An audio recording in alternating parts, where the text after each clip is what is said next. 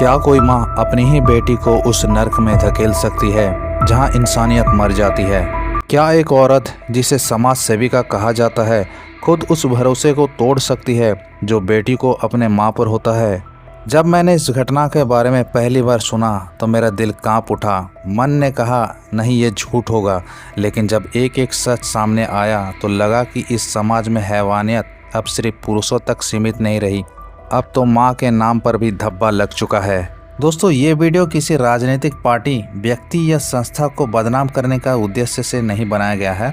इसमें जो जानकारी दी गई है वो केवल सोशल मीडिया पर वायरल हुई खबरों और तथ्य विश्लेषण पर आधारित है।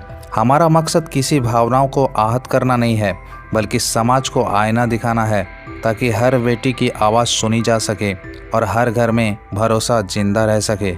नमस्कार दोस्तों, मैं महेंद्र और आप देख रहे हैं द क्राइम केस। ये घटना उत्तराखंड के हरिद्वार शहर की है। वही हरिद्वार जहां रोजाना हजारों लोग शांति और मोक्ष की तलाश में आते हैं। लेकिन इस शहर के एक घर में एक माँ ने अपनी बेटी को नरक जैसी जिंदगी दी, और वो भी अपनी आंखों के सामने। उस माँ का नाम था अनामिका शर्मा। समाज में उसकी पहचान एक शिक्षित, समझदार और महिला अधिकारों के लिए काम करने वाली महिला की थी। वो महिला कल्याण मंच की सदस्य रह चुकी थी और अक्सर समाज सेवा कार्य में भाग लेती थी। बाहर में सब कुछ ठीक था, लेकिन अंदर ही अंदर एक ऐसा जहर पल रहा था जिसमें माँ बेटी का रिश्ते को तार तार कर दिया। अनामिका का पति से कुछ समय पहले अलगाव हो गया था। बेटे को पति के पास और बेटी को माँ के पास छोड़ दिया गया। बेटी अनामिका के साथ रहने लगी। शुरू में सामान्य लगा, लेकिन जैसे जैसे समय बीता बेटी के चेहरे पर मुस्कान गायब हो गई। वो चुप रहने लगी, सहमी सहमी सी। बेटी के पिता को कुछ तो अजीब लगा। एक दिन उसने बेटी से कहा, चलो कुछ दिन मेरे साथ रहो। बेटी मान गई, और जब पिता के साथ कुछ दिन रही तो धीरे धीरे उसकी चुप्पी टूटने लगी।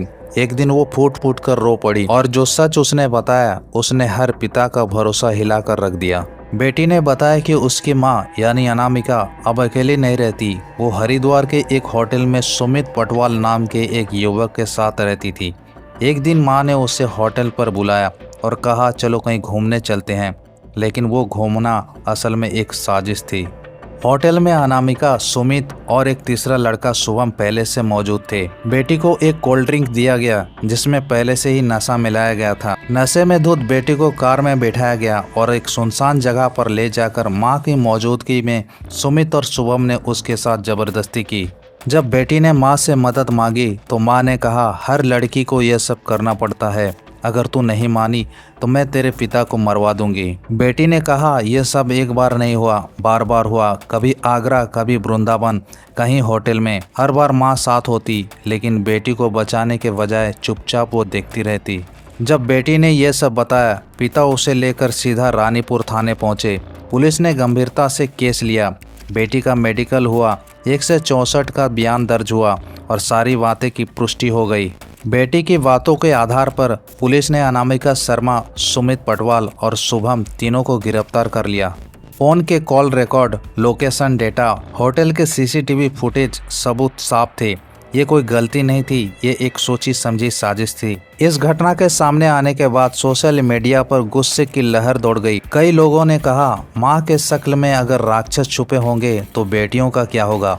महिला कल्याण मंच ने भी अनामिका को तुरंत संगठन से निकाल दिया।